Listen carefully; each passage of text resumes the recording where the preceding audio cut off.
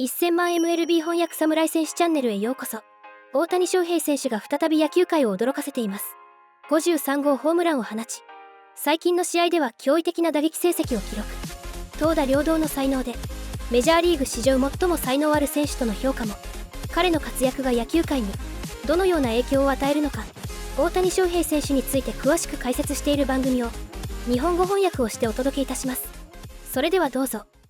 This 2-1 pitch. Ohtani smokes one right center field. Ohtani is inevitable. Shohei Ohtani, home run number 53, a game-tying homer in the bottom of the ninth. Can you believe this guy? He is unreal. The big show with a big blast here in the ninth. Ohtani tying it up yesterday against the Rockies, ninth inning. Down by one. He's 14 for his last 18. It helps, of course, when you go 6 for 6 in a game, 10 RBIs, 13 RBIs in his last 4 games, 6 stolen bases as well, which is doing rather easily back with Joel Sherman, Ruben Amaro, and also Bernie Williams. Did you think it was even a possibility, Bernie, when in your career there would be somebody that could pitch at a high level, hit at a high level in the majors? The answer is no. I've never seen this in my lifetime, and I think it's going to be a long time before somebody else comes and does the same thing. The last time we were talking about something like that was Babe Ruth, and he actually quit being a pitcher to become a hitter. This guy's doing both at such a high level. It's just incredible. Would you be tempted, Ruben, again, this is just theoretical, perhaps, but would you be tempted, looking at this offensive season, to having him be an outfielder as well? Because we've kind of just gotten used to this with the DH. It does hurt the positional versatility. They do want him to pitch next year. What's the best way to utilize him? In a vacuum, I have this guy play right field every single day, and I put Mookie Betts in center field. You have two of the best athletes in all of baseball covering that outfield there in Chavez Ravine. This guy there's no way, I would be shocked if he would be able to steal bases and do the things he can do on the base pass. Offensively, as far as swinging the bat, no issue. But as far as stealing bases, and if he's pitching, he's not doing these numbers. I know that he is an unbelievable athlete, and he's shocked us all. But this would be even more shocking if he could do both. Would it be worth the trade-off? Again, if he was just pitching, he could be the #1 pitcher in the sport, right? That's the other part. Is it worth the trade-off if this is what you value, meaning we're talking 60 steals up around there, and he stays healthy? Last year, he was able to do both until he wasn't, right? He missed all of September. He would have missed the whole playoffs. So what's the best way to utilize him? It's not an easy thing, because I'm not going to use the word best, but this is the most talented person who's ever played Major League Baseball. The most talented. I was in Dodger spring training when it opened. Remember, they opened a week early because they were going to Korea to play the Padres. And I talked to their people there. What is possible if he's just hitting? And they were talking about, we think he could go 40-40 because he'll run this year. Well, he's at 53, wherever he is right now.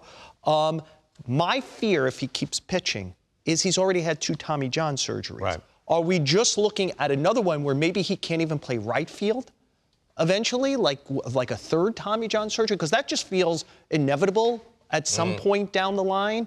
And so that worries me. But I think Joe Maddon's right. I think in his head, he wants to do everything possible, so he's going to pitch next year. Right.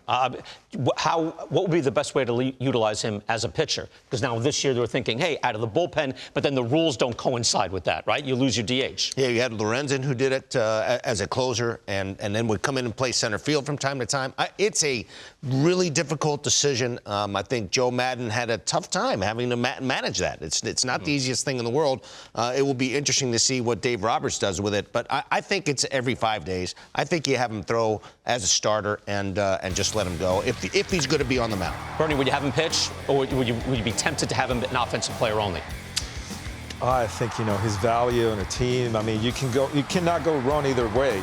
I think what I have to say is that he's going to have to make a decision. It's going to be on his own, mind to make that decision, because I don't think it's humanly possible to be at that high level for longevity purposes. Right. I think he's going to have to choose one or the other. And if it was me, I would just hit. Right. Because pitching-wise, look, he is at the top of the sport, but he's actually in 7 years, he's averaged 70 innings a season because he will miss, every third year. As a columnist who loves a story, I hope he pitches again. I think his best use as a player moving forward would be only to hit, because in an era where it's tough to hit, it's not tough to hit for him.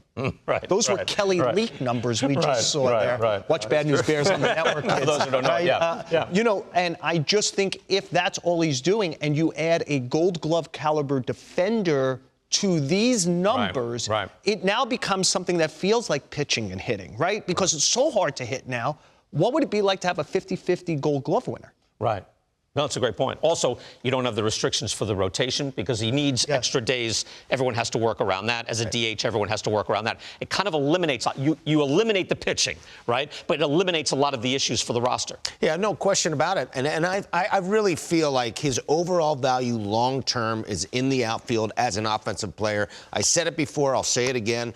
It's extraordinary what he's done. And as you said, Joel, there's no question that he is the most talented player we've ever seen overall, and for all time. I mean, I can't imagine it happening again. But I put him in right field, and I let him do his thing and let him blow out the numbers because he is an extraordinary player. Interesting. He's got 391 total bases right now. It's the most in the sport, more than even Aaron Judge. StatCast powered by Google Cloud. Speaking of Ohtani and Judge, here are the most barrels in a single season going back to 2015. That's when StatCast came into being. Ohtani is third behind Aaron Judge's 2022. And this year as well, he's got 101 to 97. Who would you say was the next biggest guy? So I think what's saying is Judge, Ohtani, Soto. That's all this year. So just how hard is it to hit in baseball? The next one down is 77 by Bobby Witt this year. The next one down from that is Vlad Guerrero Jr. at 69. So, like, when you say, what is the advantage of having someone who could hit at this level now, it almost feels like more like if you could hit in 1968. Right? Like, that's how it feels right now, and the batting average is 244 in the major leagues. ドジャース、大谷翔平投手は、22日、日本時間23日、本拠地で行われたロッキーズ戦で、1点を追う9回に53号同点ソロを放った。球団新記録の本拠地28本目のアーチなど、今回の一発でも数々の記録を掘り起こしたが、米メディアは直近4試合の活躍を紹介。唯一無二の記録を生み出し、大谷は野球の神だ。と、米ファンも唖然としている。1点差の9回。大谷が衝撃の53号を放った。右中間へ試合を振り出しに戻す同点アーチ。球速度 114.7 マイル、約 184.6 キロ、飛距離432フィート、約 131.7 メートル、角度20度の豪快弾を叩き込み、大谷は雄たけびを上げながらダイヤモンドを回った。その直後、ベッツがサヨナラ弾を放ち、歓喜の輪で笑顔を見せた。大谷は19日、同発間の敵地マーリンズ戦で自身初の3打席連発を放つなど、6打数6安打10打点2盗塁の活躍。その後も勢いが一切止まることなく、本塁打と盗塁を量産している。ベースポーツのデータやニュースを提供するオプタスタッツは、自身の X、旧ツイッターを更新。ドジャースの翔平大谷の直近4試合14安打、13打点、6盗塁、5本塁打と紹介した。そして、こう加えている。打点が公式記録になった。1920年以降の全 MLB 選手がそれぞれのカテゴリーでキャリア最高の4試合を別々に切り取り、それらを合計したとしてもこの成績に並ぶ選手は誰もいない。ここ125年の球史を振り返っても、直近の大谷が見せた大爆発は過去に類がない唯一無二の大記録だという。この投稿に米ファンは衝撃を隠しきれない様子。この男はエイリアン、地球外生命体だ。そして彼は投手でもある。投げてはサイ・ヤング賞レベル。大谷は野球の神だ。文字通り意味がわからないと脱帽していた。大谷翔平選手のこれからの活躍に目が離せませんね。ご意見ご感想などコメント欄までお願いいたします。この動画が面白いと思っていただけましたら、チャンネル登録、高評価よろしくお願いいたします。ご視聴ありがとうございました。